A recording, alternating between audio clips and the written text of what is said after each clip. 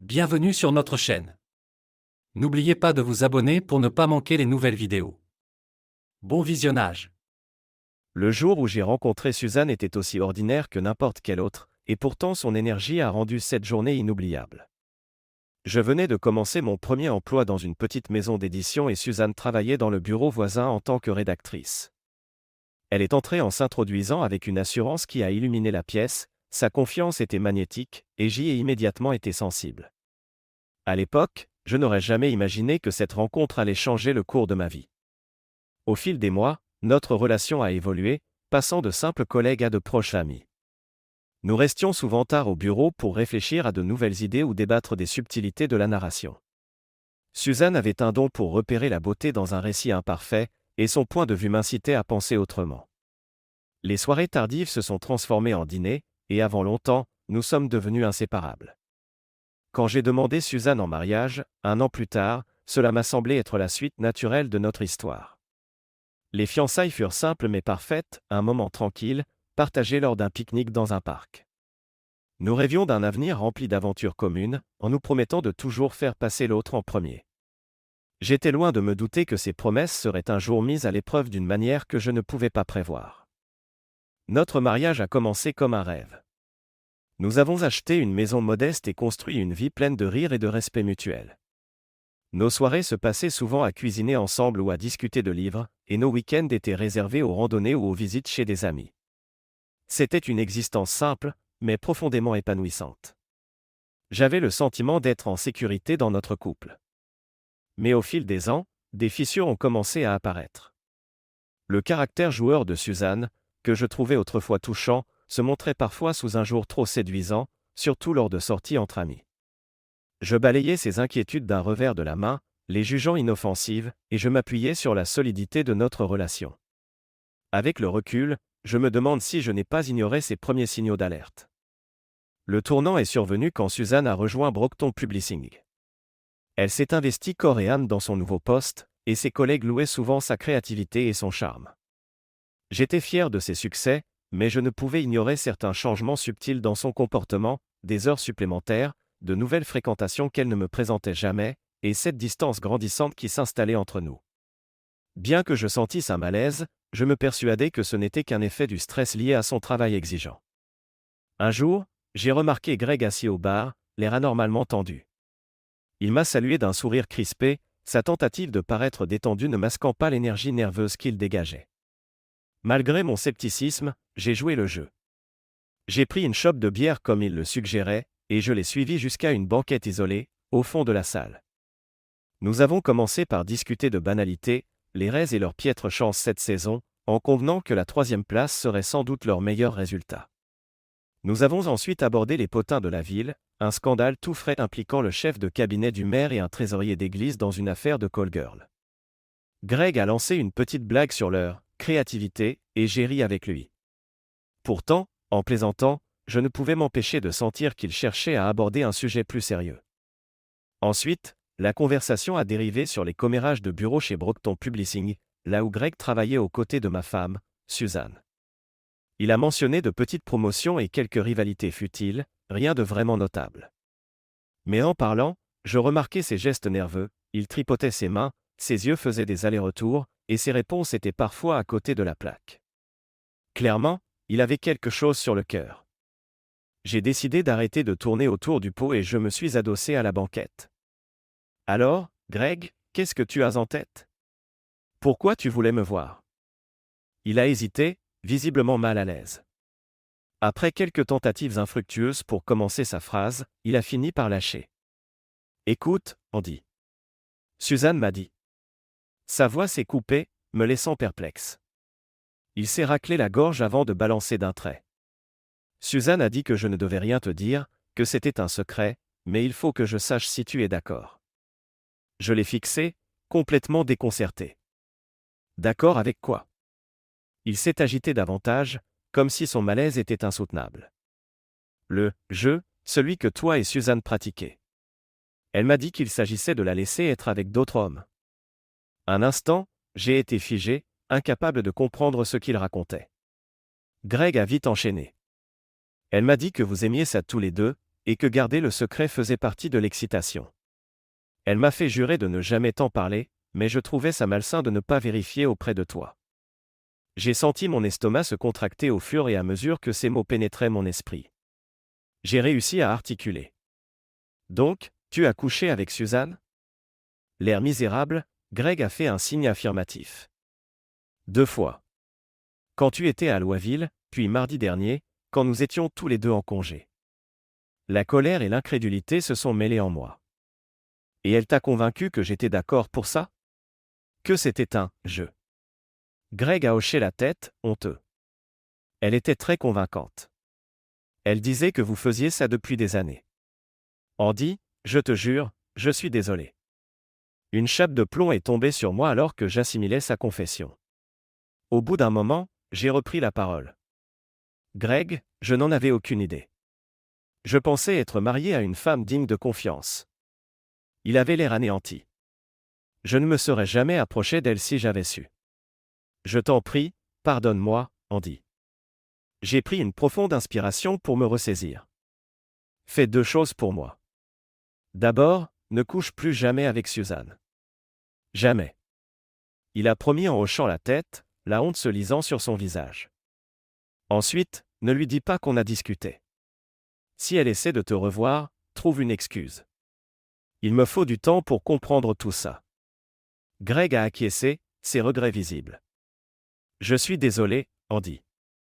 Je croyais vraiment que tu étais au courant. Après son départ, je suis resté seul dans la banquette, tremblant de rage, essayant de digérer la bombe qu'il venait de larguer. Plus tard, j'ai appelé chez moi et, soulagé de ne pas tomber sur Suzanne, j'ai laissé un message disant que je rentrerais tard et qu'elle pouvait dîner sans moi.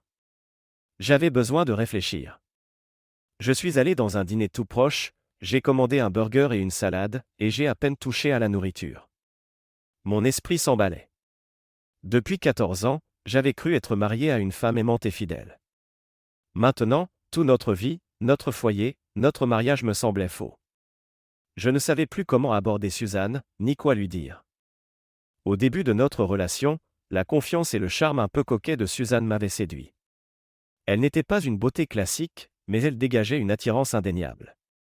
Au fil des ans, j'avais constaté son comportement joueur avec d'autres, mais je lui faisais entièrement confiance. Jamais je n'aurais pensé qu'elle me trahirait ainsi. Notre intimité, sans être extraordinaire, me semblait satisfaisante, et je croyais que cela lui suffisait. Visiblement, je me trompais. En sortant du dîner, je n'étais toujours pas prêt à la confronter. Tout me paraissait irréel, comme un cauchemar dont je n'arrivais pas à m'extirper. J'avais besoin de plus de détails de la part de Greg pour éclaircir la situation. De retour chez moi, j'ai fait comme si de rien n'était.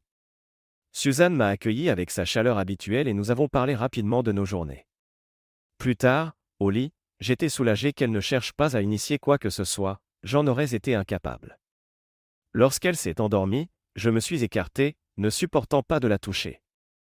Cette nuit-là, mes rêves ont été hantés par l'image de Suzanne avec des hommes sans visage, me laissant briser au réveil.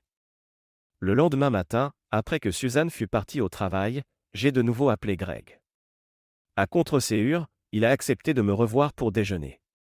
Pendant ce repas, il m'a apporté des précisions.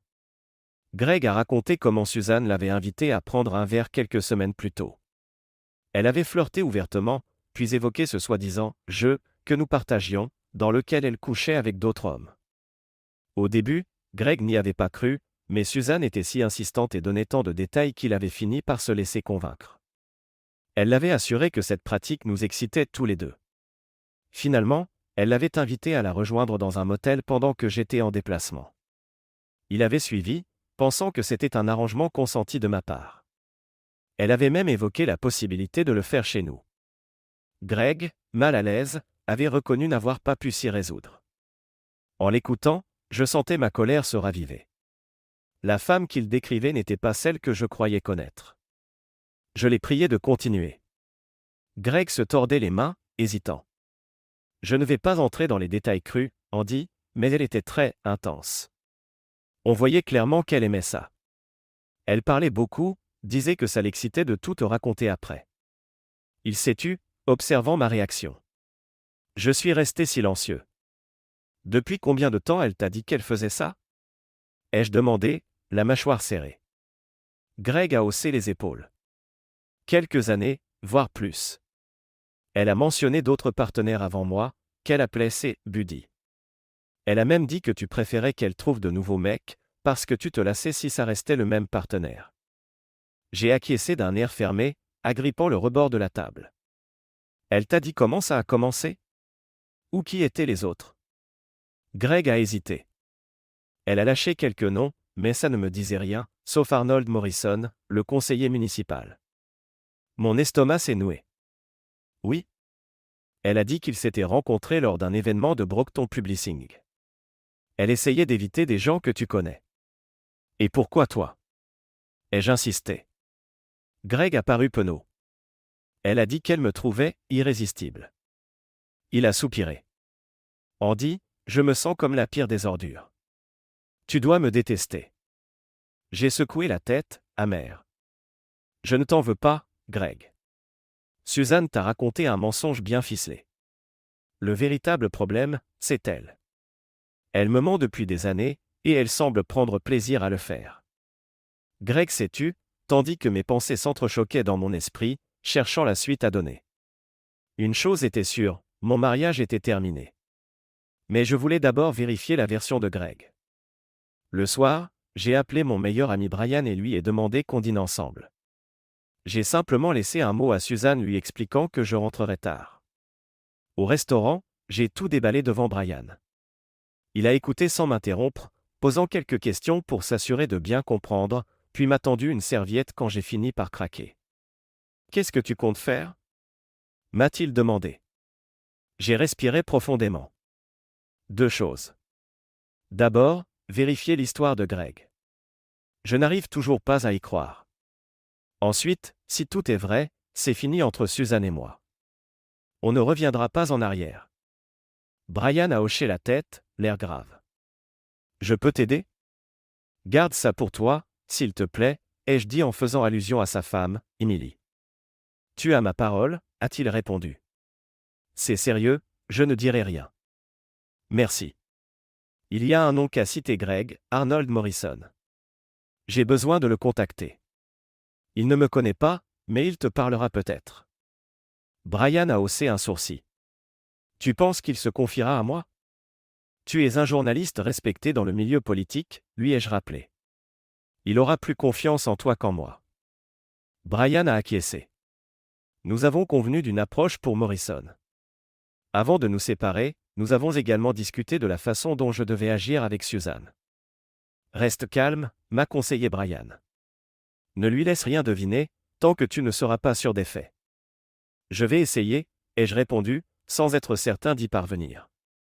Ce soir-là, j'ai fait de mon mieux pour jouer la comédie. Suzanne m'a accueilli comme d'habitude, souriante, et nous avons parlé de tout et de rien. Plus tard dans le lit, elle ne m'a pas sollicité, à ma grande satisfaction. Quand elle s'est endormie, je me suis éloigné d'elle, évitant le moindre contact. 2 jours plus tard, Brian et moi étions dans le grand bureau d'Arnold Morrison, peu après 10 heures du matin. Morrison a accueilli Brian chaleureusement et échangé quelques banalités avant d'entrer dans le vif du sujet. « Qu'est-ce qui vous amène ?» Brian n'a pas tourné autour du pot. « Arnold, c'est personnel et absolument confidentiel. Connaissez-vous Suzanne Cullen, la femme de mon ami Andy ?» Le visage de Morrison est resté impassible, mais j'ai perçu un léger tressaillement. « Je crois l'avoir déjà rencontrée, oui, a-t-il répondu avec prudence. Je me suis avancé. Monsieur Morrison, je ne cherche pas à causer de scandale. Mais je sais que vous avez eu une liaison avec ma femme. J'ai besoin de la vérité. Les yeux de Morrison se sont plissés alors qu'il regardait Brian, puis moi. C'est off the record. Tout à fait, a confirmé Brian. Cela ne sortira pas d'ici. Après quelques secondes de réflexion, Morrison a soupiré. Oui, j'ai eu une liaison avec Suzanne, il y a 2 ans. Nous nous sommes rencontrés lors d'un événement de Brockton Publishing. Elle m'a dit que c'était un arrangement entre vous deux, que vous aimiez savoir qu'elle voyait d'autres hommes. Elle a insisté sur le fait que je ne devais surtout rien mentionner. Combien de temps a duré cette liaison? Ai-je demandé, en tâchant de garder un ton neutre. Environ 3 mois, a admis Morrison. Du printemps à la fin de l'été. Elle disait que vous préfériez qu'elle change régulièrement de partenaire, pour que cela reste excitant pour vous. Où vous retrouviez-vous? À différents endroits, a-t-il dit en soupirant. Parfois dans des appartements vides auxquels j'avais accès via mon travail. Une ou deux fois, elle a suggéré votre maison, quand vous étiez absent. J'ai lutté pour conserver mon calme. Vous a-t-elle parlé d'autres hommes? Ou de la durée depuis laquelle elle faisait ça? Elle m'a dit que j'étais son 4e ou 5e, buddy. Elle disait que j'étais le meilleur, mais je suis sûr qu'elle le répétait à chacun. Monsieur Cullen, je suis désolé. Je croyais que c'était consenti de votre part. J'ai hoché la tête. Je ne vous en veux pas. Elle vous a menti. C'est elle la fautive. Soulagé, Morrison a semblé se détendre. Vous garderez ça pour vous? Absolument, a affirmé Brian sur un ton ferme. Une fois dehors, Brian m'a tapoté l'épaule. Ça va aller? J'ai expiré lentement. Je m'attendais à ce qu'il confirme tout, mais l'entendre de sa bouche, c'est encore autre chose. Au moins, j'ai ma réponse. Tu veux en parler? Aller faire un tour? Merci, mais non. Je vais marcher un peu pour digérer tout ça. Par contre, ça te dirait de venir dîner chez moi demain soir, avec Emily? J'aurai besoin d'aide pour envisager la suite. Bien sûr, a-t-il répondu. Je vais voir avec Emily. En rentrant, je me suis senti reconnaissant envers Brian pour son soutien, tout en ayant le cœur lourd face à l'effondrement de mon mariage. En me garant dans l'allée, une idée m'a traversé l'esprit, pourquoi continuer à faire semblant? Je n'étais pas prêt à affronter Suzanne, mais l'idée de la déstabiliser commençait à me plaire. Dans la cuisine, Suzanne m'a accueilli joyeusement. Elle a servi le dîner et s'est penchée pour m'embrasser, mais je suis resté en retrait, préférant prendre une bouteille de vin et m'installer à table. Elle s'est assise en face de moi, entamant la conversation comme à son habitude. Je ne répondais que par des hochements de tête. Assez vite, mon silence l'a interpellée. « Tu es bien silencieux ce soir », a-t-elle dit en inclinant la tête. « Tu as passé une mauvaise journée ?» Ouais, ai-je lâché, le ton plat. Je viens juste de comprendre qu'on ne peut pas toujours faire confiance aux gens, même à ceux en qui on croyait. Son sourire s'est figé. Ça s'est mal passé au travail? Je préfère ne pas en parler, ai-je rétorqué sèchement, surveillant la tension naissante dans ses yeux. Après le dîner, j'ai servi la tarte en dessert, et nous l'avons mangée en silence. Elle a tenté de relancer la discussion en évoquant les voisins ou les projets de vacances d'un collègue, mais je me suis contenté de réponses brèves. Une fois le dessert terminé, elle s'est rapprochée, effleurant ma joue contre la sienne. Un café? Ou peut-être quelque chose de plus chaud? A-t-elle murmuré, d'un ton suggestif. Habituellement, j'aurais été ravi de son attention, mais là, sa tentative m'a esséuré. Je me suis levé brusquement. Non, j'ai du boulot qui m'attend. Je l'ai laissé là, planté au salon, et je me suis enfermé dans mon bureau. Mon intention était d'y rester jusqu'à ce qu'elle s'endorme. Vers 22 heures, j'étais assailli par une question, pourquoi l'éviter à ce point? J'ai changé de tenue pour passer en pyjama et je suis allé me coucher sans prononcer un mot. Suzanne, en chemise de nuit soyeuse, a éteint la télévision et s'est glissée près de moi.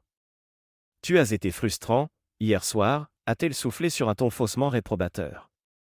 Tu crois pouvoir te racheter ce soir? J'ai poussé un petit rire sans joie. Désolé, Suzanne, dis-je en me détournant. J'ai encore beaucoup de choses en tête, pas ce soir. Elle est restée un moment silencieuse, déstabilisée par mon ton. D'accord, mon chéri, a-t-elle murmuré, déçue. J'espère qu'on pourra vite se retrouver comme avant. Elle a posé sa main sur mon bras, puis s'est retournée de son côté. Cette nuit-là, je suis resté longtemps éveillé, plongé dans mes souvenirs de notre vie commune, comme un film qui défilait dans mon esprit, teinté de la trahison qu'elle me cachait. Le lendemain matin, je suis parti de la maison avant même qu'elle ne se lève. À 7h30, j'étais à mon bureau, prêt à planifier mon avenir.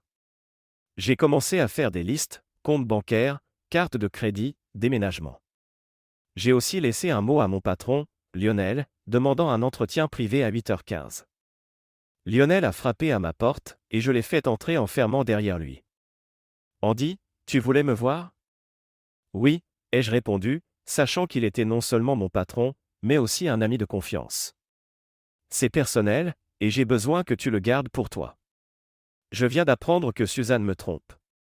Je vais la quitter. Lionel est resté sans voix, puis a murmuré. Mon Dieu, Andy, je suis désolé. Merci, ai-je repris. Mais j'ai besoin de ton aide. Tu te souviens du chasseur de tête qui m'a contacté l'an dernier? J'aimerais qu'on le recontacte. Lionel a pris un instant pour digérer l'information, puis a acquiescé. Bien sûr, je vais te transmettre ses coordonnées. Vers midi, j'étais déjà en ligne avec ce recruteur, à qui j'avais envoyé mon CV actualisé. En début d'après-midi, nous évoquions 3 postes potentiels. Le plus prometteur, un poste de responsable du financement dans une grande ONG à Chicago, avec une augmentation de salaire de 20%. Il recherchait quelqu'un immédiatement, le poste étant vacant depuis un moment. J'ai exprimé mon intérêt, et nous avons convenu d'un entretien le plus tôt possible. Vers 17h50, alors que je m'apprêtais à partir, mon téléphone a sonné. Monsieur Cullen? Ici Ted Ruza, de Global Resources à Chicago. On m'a parlé de votre candidature. Pendant plus d'une demi-heure, nous avons discuté des responsabilités du poste et de la mission de l'organisation. À la fin de l'appel, Ted m'a proposé de rencontrer le conseil d'administration dans 2 jours. J'ai accepté sur le champ, ressentant comme un souffle d'espoir au milieu du chaos de ma vie personnelle. Ce soir-là, j'ai dîné avec Brian et Emily, leur racontant toute l'histoire à nouveau. C'était à la fois douloureux et libérateur. Emily, choquée et en colère, n'a pas mâché ses mots. Quelle femme abominable! A-t-elle lancé, les poings serrés. Puis, plus douce, elle m'a tendu la main, Andy, je suis vraiment désolé. Dis-nous comment on peut t'aider. J'ai essuyé quelques larmes. Restez mes amis, c'est tout. Ça va être dur, mais savoir que je peux compter sur vous, c'est énorme. Au cours du repas, je leur ai exposé mon plan. Je vise un nouveau départ. Si le poste à Chicago se concrétise, je plie bagages et je pars, sans rien dire. Je ne cherche pas à me venger ou à humilier Suzanne. Je veux juste qu'elle se réveille un matin et qu'elle se rende compte que je ne suis plus là. Pour moi, ça sera assez comme punition. J'ai précisé comment j'allais gérer la transition, en restant discret sur mon embauche, en changeant de numéro de téléphone et de mail, et en comptant sur l'aide de Lionel pour que Suzanne ne puisse pas me retrouver. Quand elle vous appellera, dites-lui juste que vous ne savez rien, ai-je ajouté. Emily a hoché la tête. Compte sur nous. Et quand elle m'appellera, je ne me priverai pas de lui dire le fond de ma pensée. Brian a souri en la regardant. Et toi, tu comptes rester fidèle? Emily a levé les yeux au ciel et lui a donné une petite tape. Évidemment. Et n'essaie même pas de faire ça, ou je te jure que tu le regretteras amèrement. Nous avons tous éclaté de rire et, pour la première fois depuis des jours, j'ai senti un semblant d'apaisement. L'espace de quelques heures, j'ai presque oublié le drame que je vivais. En rentrant, tard dans la soirée, la chambre était dans l'obscurité, mais Suzanne était encore éveillée. Plus tôt, elle m'avait envoyé des emails légers, auxquels je n'avais guère répondu, me contentant de dire que je dînais avec des amis. Bonsoir, mon amour, a-t-elle murmuré d'une voix douce, dont la chaleur me déchirait le cœur. Comment s'est passé le dîner? Tu m'as manqué. Bien, ai-je répliqué froidement. J'ai mangé avec Brian et Emily. C'est bon d'avoir des gens sur qui on peut compter. Elle a semblé se tendre, sans pour autant insister. Elle devait pressentir que la discussion risquait de déboucher sur un sujet qui la terrifiait. Je me suis préparé pour la nuit, sans ajouter un mot. Quand je me suis couché, elle s'est blottie contre moi.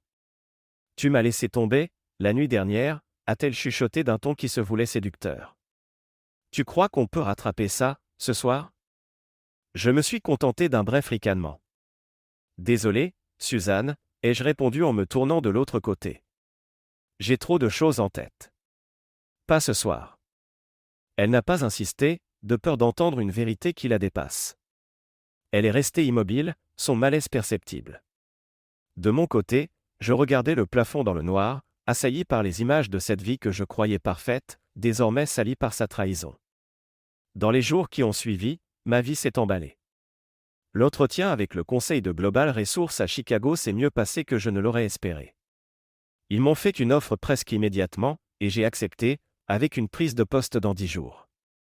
De retour au bureau, j'ai mis Lionel au courant de ma démission. Malgré le court délai, il a compris l'urgence de la situation. Nous avons convenu que je resterai un mois en tant que consultant, le temps d'assurer la passation. Avec un avenir plus clair et l'appui de Lionel et d'amis comme Émilie, je me suis senti prêt à tourner la page. Le jour suivant, je me suis envolé pour Chicago afin de régler les détails de mon déménagement. Grâce à l'agent immobilier recommandé par Ted, j'ai trouvé un appartement moderne de 2 chambres, à quelques pas de mon futur bureau. J'ai signé le bail immédiatement et entamé le processus d'ameublement. Le gérant de l'immeuble a accepté de superviser les livraisons, afin que tout soit prêt pour mon arrivée. J'ai également recruté celle qui allait devenir mon assistante, Aileen Stowe, pour m'aider avec les petites choses, linge de maison, ustensiles de cuisine, etc. Elle a accepté avec enthousiasme, surtout après que je lui ai promis de l'inviter dans l'un des meilleurs restaurants de la ville une fois installé. En 2 jours, tout était presque bouclé. De retour à Cincinnati, j'ai passé la semaine à vider mon bureau, à emballer mes effets personnels et à séparer mes finances de celles de Suzanne. Méthodiquement, j'ai coché chaque étape. Suzanne, de son côté, ne posait pas de questions sur mes absences répétées, sans doute habituée à mes déplacements professionnels. Mais elle ne pouvait ignorer mon attitude de plus en plus glaciale. Elle tentait de compenser en se montrant plus chaleureuse que jamais, mais je la repoussais systématiquement. Son angoisse se lisait dans ses yeux. Je la soupçonnais de vouloir savoir si j'étais au courant, mais elle n'osait pas me provoquer franchement. Sa peur me procurait un sombre sentiment de satisfaction. Un après-midi, Émilie m'a appelé, le sourire dans la voix. « Devine qui vient de m'appeler ? Ta chère épouse. » Qu'est-ce qu'elle voulait ? Ai-je demandé, même si je m'en doutais. Elle cherchait des réponses. Elle m'a dit que tu étais distant, glacial. Elle faisait mine de ne pas comprendre pourquoi. Et toi, tu as répondu quoi ? Je l'ai laissé patauger, a répondu Émilie, presque hilare. Elle m'a expliqué à quel point tu étais froid, qu'elle se sentait rejetée. Alors je lui ai demandé, est-ce qu'il y aurait une raison pour qu'Andy t'en veuille ? Elle a certifié que non, puis a admis qu'elle avait trop peur de te questionner directement. J'ai ri doucement. Elle est terrifiée. Exactement, a confirmé Émilie. Elle fait l'innocente, mais elle est en panique. Je n'ai rien lâché, ne t'en fais pas. Merci, Émilie. Tiens-moi au courant si elle insiste. Pas de souci. Tu comptes agir quand ? Lundi, ai-je déclaré. C'est le jour J. Le week-end qui a suivi, je n'ai pas caché mon mépris. Samedi, quand Suzanne a timidement proposé une promenade au parc, j'ai répondu d'un ton neutre que ça ne m'intéressait pas. Le soir, quand elle a évoqué un resto ou un ciné, je l'ai conduite sous prétexte que je préférais rester à la maison. Installé sur le canapé, j'ai attendu que l'émission touche à sa fin avant de me lever sans prévenir. J'ai des rapports à finir, ai-je simplement dit, en m'enfermant dans mon bureau. Dans la nuit de samedi à dimanche, je suis allé me coucher une fois qu'elle dormait déjà. Le lendemain matin, à mon réveil, j'ai senti ses lèvres dans mon cou et sa main sur ma poitrine. « Bonjour, mon chéri », a-t-elle murmuré. Je me disais qu'on pourrait rattraper le temps perdu. J'ai ouvert les yeux sur son sourire aguicheur qui, désormais, me dégoûtait. Doucement, j'ai posé mes mains sur ses épaules pour l'éloigner. « Suzanne, non. Je ne te force jamais quand tu ne veux pas, alors respecte-moi. » Son visage est passé de la séduction à la détresse. Ça fait des semaines. Qu'est-ce qui ne va pas ? Tu es en colère contre moi ? C'était la première fois qu'elle abordait clairement mon comportement. Sa détresse était évidente. Pourquoi tu ne me le dis pas, Suzanne ? Ai-je lâché, la voix glaciale. Est-ce que tu as fait quelque chose qui pourrait m'énerver ? Elle a baissé les yeux, la voix à peine audible. Non, rien. Dans ce cas, c'est fini pour l'instant, ai-je conclu, en me dirigeant vers la cuisine pour préparer un café. Le reste de la journée s'est déroulé dans un silence pesant. Suzanne évitait ma présence, restant dans la chambre ou fuyant la maison. Je l'entendais téléphoner à voix basse, sans doute pour chercher du réconfort ou des conseils. Pendant son absence, j'ai appelé Greg. « Est-ce que Suzanne t'a contacté ? » Oui, elle m'a demandé des nouvelles de toi et dit que tu es devenu hyper distant. Elle fait comme si elle n'en comprenait pas la raison. Bien, ai-je acquiescé. Autre chose ? Elle m'a dit qu'elle voudrait reprendre où on s'était arrêté, mais qu'elle préfère attendre que les choses avec toi se tassent. Je lui ai répondu qu'on verrait. Parfait, continue de jouer le jeu. Ne lui dis pas qu'on se parle. Ça va bientôt se savoir. Greg a confirmé, et j'ai raccroché, satisfait que tout soit en place. Lundi allait tout changer. Le lundi matin, après avoir fini mon petit déjeuner, j'ai observé Suzanne qui entrait dans la chambre pour se préparer. Elle a eu un mouvement de recul en voyant que je ne portais pas ma tenue de travail habituelle, mais plutôt un pantalon de sport et des baskets. « Tu ne vas pas au bureau ?» a-t-elle demandé, intriguée. « Non, j'ai pris ma journée. J'ai des trucs à régler. » Elle a esquissé un sourire un peu timide. « Puisque tu n'es pas pressé, on pourrait peut-être passer un moment ensemble ? Je ne verrai pas d'inconvénient à arriver plus tard au travail. » Le souvenir d'elle et d'autres hommes a remonté en moi, faisant naître un profond dégoût. J'ai simplement rétorqué. Non. Sans lui laisser le temps de répondre, j'ai pris la direction du sous-sol pour récupérer mes valises. Je suis resté caché là jusqu'à l'entendre partir en voiture. Vers 10 heures, j'avais fait mes valises avec tout ce que je voulais emporter, 3 grosses valises et quelques cartons de livres et d'objets personnels. J'ai appelé un taxi, qui m'a attendu pendant que j'expédiais mes cartons à mon nouvel appartement de Chicago. Puis j'ai filé directement à l'aéroport. À 19h30, j'étais déjà en train de déballer mes affaires dans mon nouveau logement, essayant de le rendre chaleureux. Ensuite, je suis sorti m'offrir une pizza et une bière, trinquant seul. À ce premier jour du reste de ma vie, une vie sans Suzanne. Avant de partir, dans la matinée, j'avais écrit un mot, laissé sur la table de la cuisine, sous mon alliance et mon téléphone. Le billet disait simplement: « Je sais tout sur ton petit jeu. Voici le mien, adieu, femme infidèle. » Les semaines qui ont suivi. Ma première semaine chez Global Resource Council a été intense, et c'était tant mieux, j'avais à peine le temps de me tourmenter. Pourtant, je ressentais un mélange étrange de manque et de colère. Je ne voulais plus de Suzanne, mais toutes ces années de vie commune ne s'évaporaient pas d'un coup. Les appels de Suzanne ont commencé peu de temps après qu'elle m'ait localisé, comme m'en a informé Brian, elle avait engagé un détective. Elle laissait des messages sur mon répondeur, la voix brisée de sanglots, m'implorant de lui pardonner, m'expliquant qu'elle m'aimait.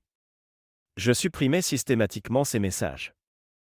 J'ai trouvé un certain réconfort auprès de mes nouveaux collègues, notamment mon assistante, Aileen, qui s'est révélée être pleine de ressources et d'humour piquant. Les semaines passaient et je me construisais une nouvelle vie à Chicago.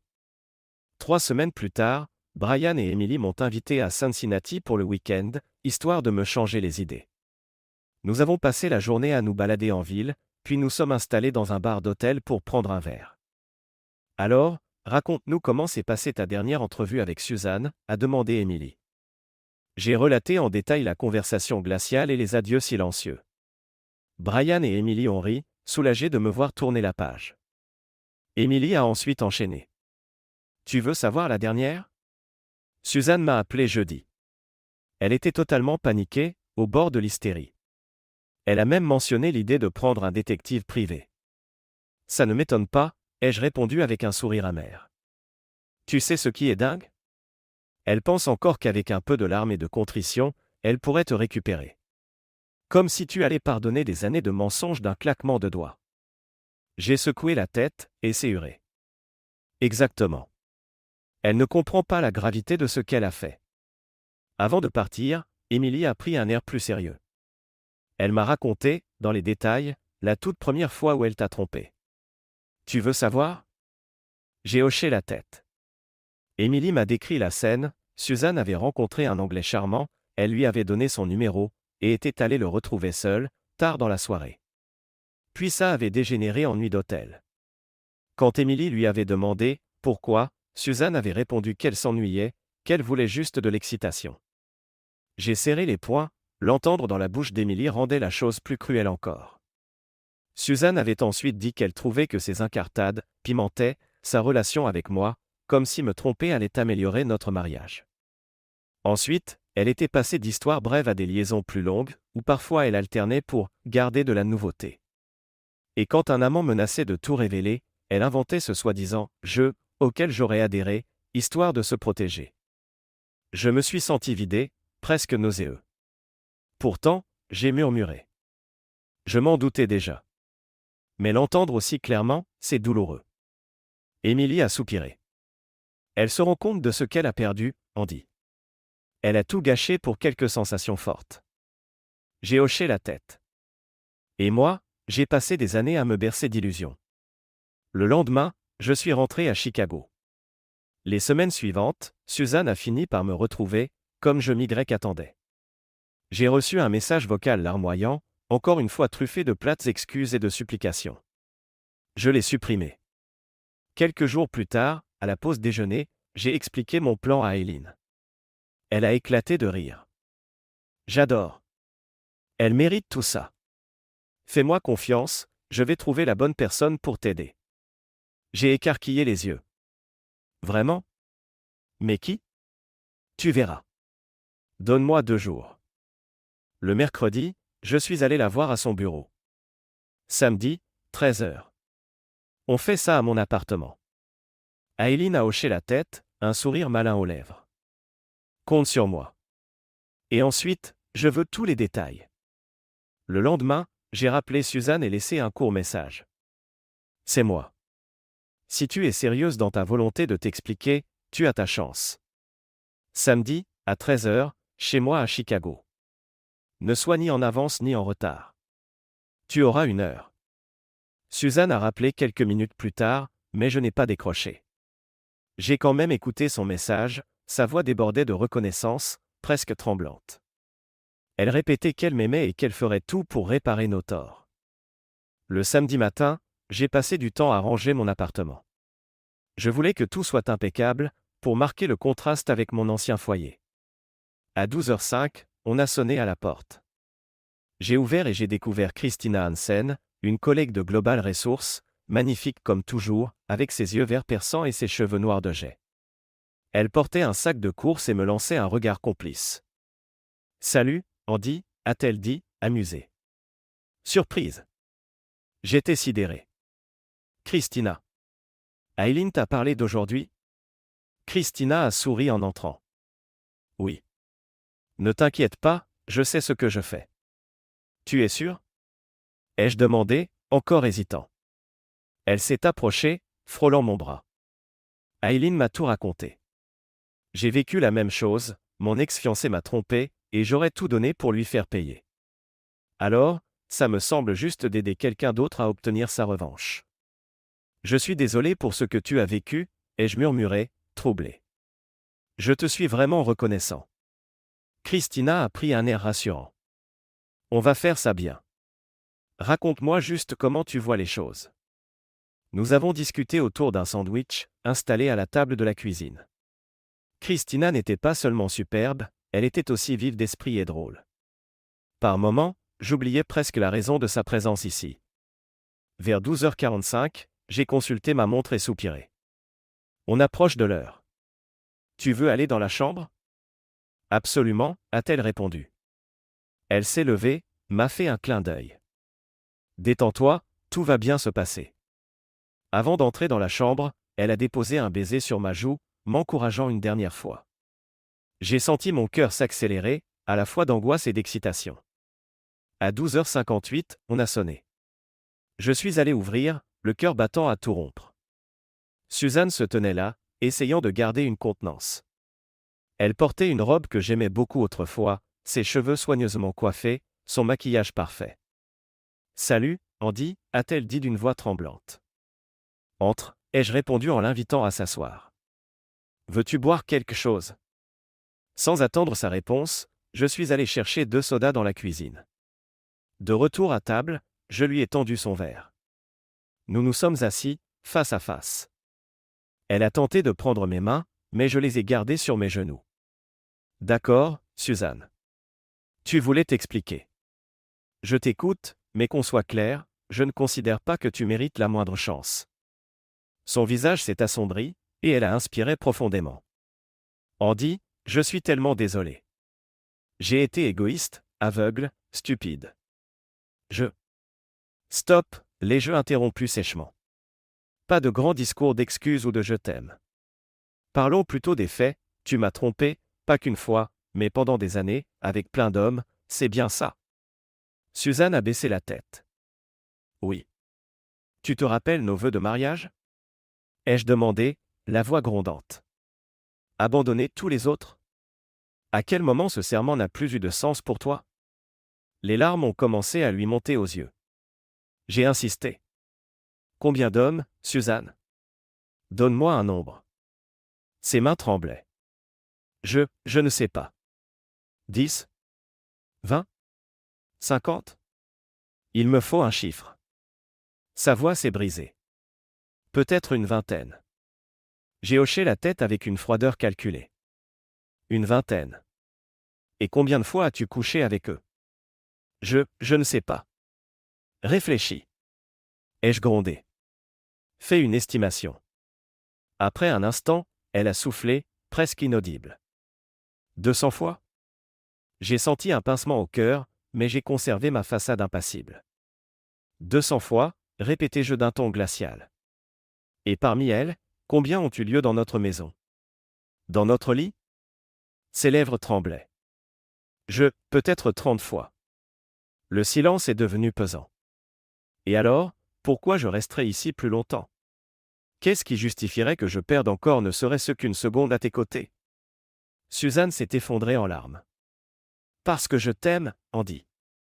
Tu es le seul homme que j'ai jamais aimé vraiment. J'ai fait des erreurs terribles, mais jamais je n'ai cessé de t'aimer. Elle a poursuivi, répétant des promesses et des regrets, noyés dans ses sanglots. De mon côté, je me sentais presque anesthésié, comme si un filtre me séparait de cette scène pathétique. À 14h05, j'ai regardé l'heure. Ton temps est écoulé, Suzanne. Je n'ai plus rien à te dire. Elle a tenté de me retenir. S'il te plaît, Andy. Avant que je puisse répondre, une voix douce est sortie de la chambre. Mon amour? Tu disais que tu serais revenu depuis un moment. Quand est-ce que tu reviens au lit? Suzanne a brusquement tourné la tête. Dans l'embrasure de la porte se tenait Christina, vêtue d'un déshabillé bleu pâle, presque transparent, les cheveux légèrement décoiffés, affichant un petit sourire satisfait. J'ai pu voir le monde de Suzanne s'écrouler dans ses yeux. Elle n'arrivait plus à parler, ses lèvres répétaient « non, non, non », sans qu'aucun son intelligible n'en sorte vraiment. Je me suis levé et j'ai fixé Suzanne. Suzanne, comme tu peux le constater, j'ai d'autres priorités. Tu as eu ton heure. Maintenant, sors. Sans un mot de plus, elle a tourné les talons et s'est enfuie dans le couloir, disparaissant de ma vie à jamais. Je me suis alors tourné vers Christina, mon cœur battant encore la chamade. Merci, tu es époustouflante. Elle a souri. Je crois que j'ai rempli ma mission, non? J'ai acquiescé, la gorge serrée. Tu as fait bien plus que ça. Christina s'est approchée, posant sa main sur ma joue. Tu sais, ça m'a fait du bien aussi. Comme une façon de fermer la page sur ma propre histoire. Je suis désolé que tu aies vécu une trahison, ai-je murmuré, alors qu'elle m'embrassait doucement. Faire l'amour avec Christina a été une expérience à part, lente, délicate, empreinte de confiance mutuelle. Après, nous sommes restés étendus, silencieux, dans un apaisement que je ne connaissais plus depuis longtemps. Plus tard, elle a dû partir. Quand je me suis levé pour la raccompagner, elle m'a posé la main sur le torse. Reste, Andy. Repose-toi. Elle est passée dans la salle de bain, puis est ressortie habillée. Je dois y aller, mais on se reparle vite? Oui, bien sûr, ai-je répondu. Avant de franchir la porte, elle m'a donné un dernier baiser. Je me suis allongé, incapable de détacher mes pensées de ce qu'il venait de se produire. Lorsqu'enfin j'ai émergé de ma torpeur, j'ai appelé Christina. Je voulais encore te remercier. Tu as été génial, et je ne pense qu'à toi. Elle a ri, sa voix au téléphone se faisant douce. C'était spécial pour moi aussi, Andy. Tu voudrais qu'on dîne ensemble, ce soir? Avec plaisir, a-t-elle répondu. Et si ça ne te dérange pas, j'aimerais rester pour la nuit. 3 semaines plus tard, Brian et Emily sont venus passer un week-end à Chicago. Après une journée de visite, nous avons pris un verre dans un bar d'hôtel. Je leur ai résumé la confrontation finale avec Suzanne, et ils se sont esclaffés. L'ambiance est devenue plus joyeuse encore quand Christina nous a rejoints. Ses yeux verts semblaient illuminer la pièce et elle s'entendait déjà à merveille avec Brian et Emily. À un moment, Brian m'a attiré à l'écart. Alors, c'est sérieux? J'ai souri. On apprend à se connaître, mais oui, ça me semble sérieux. Il m'a donné une tape amicale sur l'épaule. Bravo, Andy. Comme quoi, la vie peut rebondir quand on ne s'y attend plus. J'ai hoché la tête, heureux. De loin, je voyais Christina discuter et rire avec Emily, le vent frais de Chicago nous caressant. Je n'avais jamais ressenti un tel soulagement et un tel bonheur. Des années plus tard, un matin paisible à Chicago, j'étais assis près de la fenêtre, un café à la main, regardant la ville s'animer. Les échos du passé, autrefois si douloureux, semblaient désormais lointains. Là où je voyais avant un gouffre, j'apercevais une leçon. La voix de Christina résonnait dans l'autre pièce, légère et riante, m'ancrant dans le présent. Elle n'était pas juste un nouveau chapitre, elle était la preuve vivante que l'amour, lorsqu'il est sincère et réciproque, peut panser des plaies qu'on croyait impossibles à guérir. Avec elle, plus de mensonges, plus de faux-semblants, seulement une confiance mutuelle, solide et apaisante. J'ai pensé à l'homme que j'étais à l'époque, agrippé à l'illusion d'un amour avec Suzanne, ignorant les fissures qui grandissaient. La perdre m'avait brisé. Mais j'ai pu me reconstruire, pièce par pièce, et ce que je croyais être la fin de mon histoire n'en était en réalité qu'un détour. J'ai alors souri, serein, en observant la ligne d'horizon de Chicago. J'éprouvais une gratitude profonde pour ce chemin, certes douloureux, mais nécessaire. Il m'avait mené là où j'étais, enfin libre, et maître de mon avenir. Christina est apparue dans l'encadrement de la porte, le regard pétillant. « Tu es encore perdu dans tes pensées ?» a-t-elle plaisanté. J'ai reposé ma tasse. Je repensais juste au chemin parcouru. Elle s'est avancée, son sourire doux et familier. Moi, je suis surtout heureuse qu'il t'ait mené jusqu'ici.